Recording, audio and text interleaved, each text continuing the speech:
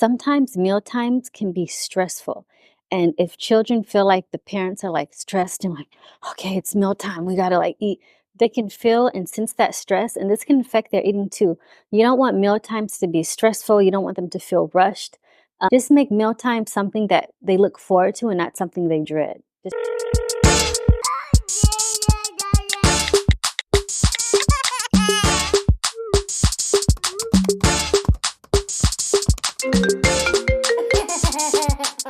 And it's a ticket talking Mazda for the figures. That's a comma and a comma and a comma. Gotta get it. And it's a ticket talking Mazda for the figures. That's a comma and a... Hi, I'm Sarice. I'm a registered dietitian and the host of this podcast, Maternity Leave. Today is another solo episode, and I want to talk about a topic that's near and dear to my heart, and that's raising and nurturing healthy eaters. Oftentimes, as moms, we're the nutritionist of our family, and we dictate the food that comes into the house. That's an honor and a responsibility that we shouldn't take lightly, because if we set a great foundation, this can put our kids in the path where they're healthy eaters in the future as well. This can prevent obesity and metabolic diseases and extend their lifespan and performance and everything. So we know the importance of nutrition. And I think it's important to instill that as early as possible, just to set them up for success later in life. And I know this can be challenging sometimes because we're just bombarded by fast food and highly processed foods everywhere we go. And a lot of times it's even more affordable than fresh produce. But with a bit of assistance and creativity and a lot of patience, you can do it. And years from now, you'll be so happy that you did that. So these are my top 5 tips on how to nurture healthy eaters. The first one is lead by example. If you have a spouse or a partner, you want to make sure that they're on board too. And you want to make sure that you both are modeling healthy eating habits.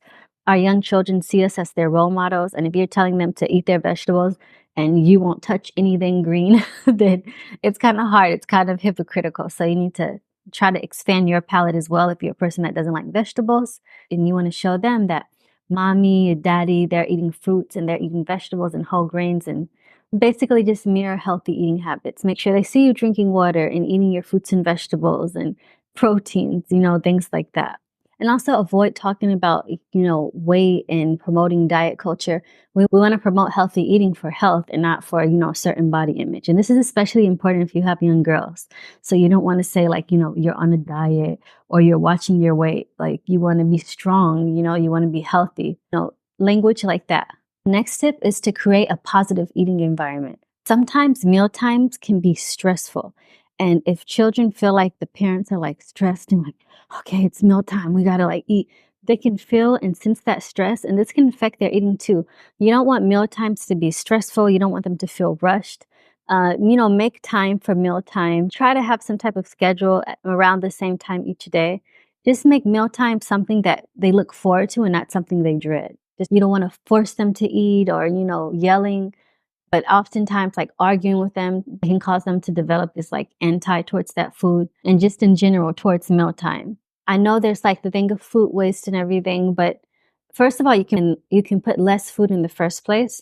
And if they want more, they can ask for more. But you don't want to force them to finish their plate just for the sake of finishing their plate, because young kids are often a lot more in tune with their hunger and satiety cues than we are as adults, because we've been, our parents told us to finish your food, and we suffer from things like emotional eating and, stress eating and things like that. We just eat.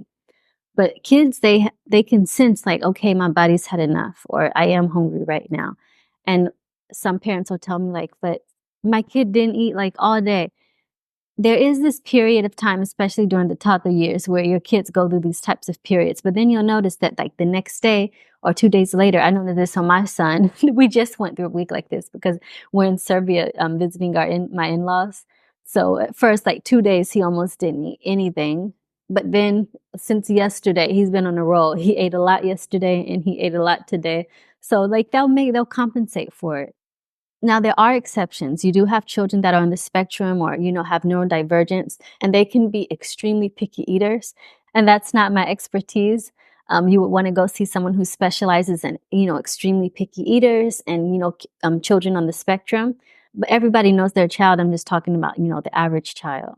So just a little bit of background. Among several jobs that I had, I used to work as a school lunch inspector for kindergartens and young primary school students. Basically had to make sure that all of the food abided by the standards of the Ministry of Health and make sure there was like enough quantities and, the quality of the food and things like that. And we were also in the process of like integrating more variety in the school lunches, like whole grains, legumes, fish, and things like that. And that was one part of the job. And the other one was just like to do observations to see how much the kids were enjoying the foods, and also to instruct the team, the teachers, counselors, etc., on how to create a positive food environment and how to cultivate independence in the children eating. So this is before I had my son. And so I'm so grateful for that job back then, because these are things that I saw work and then I implement them today too. One of the things that we would tell the team was, even though they were young children and the teachers felt like they had to do everything, they had to like serve their plates and sometimes feed them if they're not eating enough, I would tell them to just like release all that, the need for control, because at this age,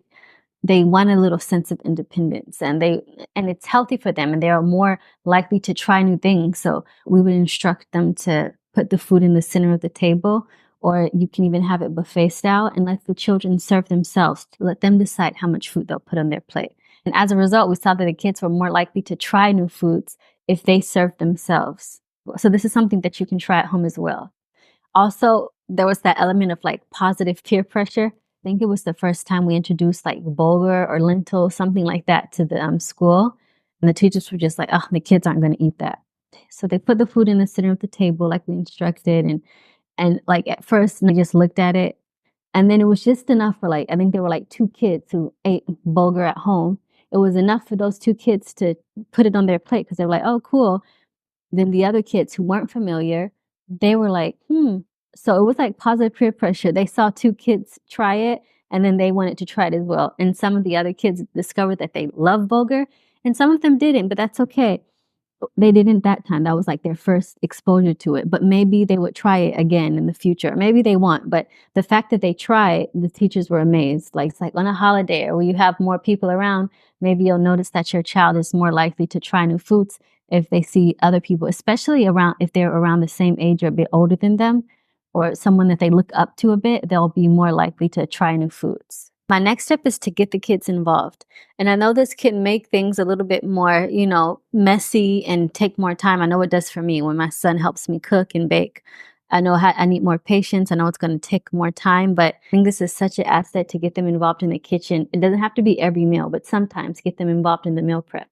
Them feel and smell and taste. And this also makes them more likely to eat the food later. I think this is especially beneficial when you're about to introduce them to a new food that they've never tasted before. If you let them, feel it and taste it and smell it before and help you cut it up, they're more likely to taste it, compared to if you just like put it on a plate and handed it to them. So get them involved in the kitchen, and they'll more likely be excited to taste the fruits of their labor.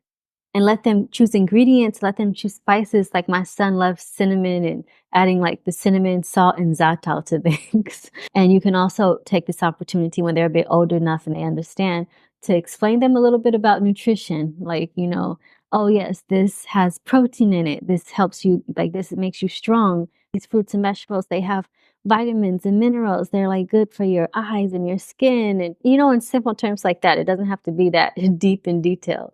My next tip, and maybe you felt this one coming, is try to limit processed foods. And it's not exactly for the reason that you think. Of course, it's not like the healthiest option, but it can also limit their will to try, more whole natural foods. Just think about like potato chips or cheese balls or something like that. Each chip almost tastes identical, has the same texture. It's just very uniform in the flavor and texture. Whereas if you take some whole food or something like, a bowl of strawberries or something, each strawberry isn't the same. Like one strawberry will be sweeter than the next strawberry, and one might be a little bit mushier than the next one. The flavors in whole foods are much more complex in flavor and they vary in texture. And you want to get them used to that type of variety. And if the majority of their diet is processed foods, then we're less likely to prefer like natural whole foods. So try to limit processed foods. I'm not saying like, never. My son loves bamba, like these peanut butter puff balls and popcorn, but it's just not something that he eats, all day, every day. And the last one is to practice patience and persistence. A lot of times you can give children a food and they just decide they don't like it the first time and the second time and the third time, and then boom, one day they do like it. Like my son was like that for avocado. First time I gave him an avocado around 6 months when we were just introducing him to salads. He made the face like it was like the most disgusting thing that ever touched his tongue. And today he's 2 and he loves avocados. So he didn't like it the first time, and no, he didn't like avocado the second time I gave it to him, and he didn't like it the third time I gave it to him. But today he can tear up a bowl of guacamole. So you just have to continue to expose them to foods, make sure they have a variety of foods, and don't give up. The first time they won't like it, but maybe the 7th time they're like, and they'll end up liking it. So don't give up. You have to be persistent and patient. Be happy in the end that you make this time investment. Another thing that you can do is try to offer new foods along with like some of their favorite foods. So if you know your child loves like, I don't know, beans and rice, then you can try to introduce them to avocado for the first time. Okay, there's this food that they love. And then something new, at least you know they'll eat the food that they really like. And they might be open to trying the new food. And they might not the first time, but like I said, continuous exposure. So just to sum it up, you want to lead by example. You want to model what a healthy eater looks like. You want to create a positive food environment, no stress, mindful eating, no force feeding, no using food as a reward. That's something that I didn't mention. Like if you finish this, then you'll get a cookie. Like food is food. It's for nourishment, but don't try avoid using food as punishment or reward. Get the kids involved in the meal prep. It'll make them more curious and willing to try new foods. Avoid the processed foods so that their palate will be more open to trying whole foods and experiencing whole foods. Processed foods, like I said, it's really like uniform and homogeneous in like textures and flavors. And practice patience and persistence because it won't happen overnight. And I can say why my parents like didn't have like the educational experience that I have. My mom educated herself as much as she could, with the books that she had available about healthy nutrition. And she made sure that we loved like fruits and vegetables. And like we never had Coca-Cola in our house. I didn't taste a soda until I was like in middle school or something like that. And she wasn't extremely like, crunchy mom. Like if we went to a birthday party or something like that, I would have the treats or whatever that they had there. But it was just something in the house. We always had whole foods available to us. And I have 3 other siblings, so we're 4.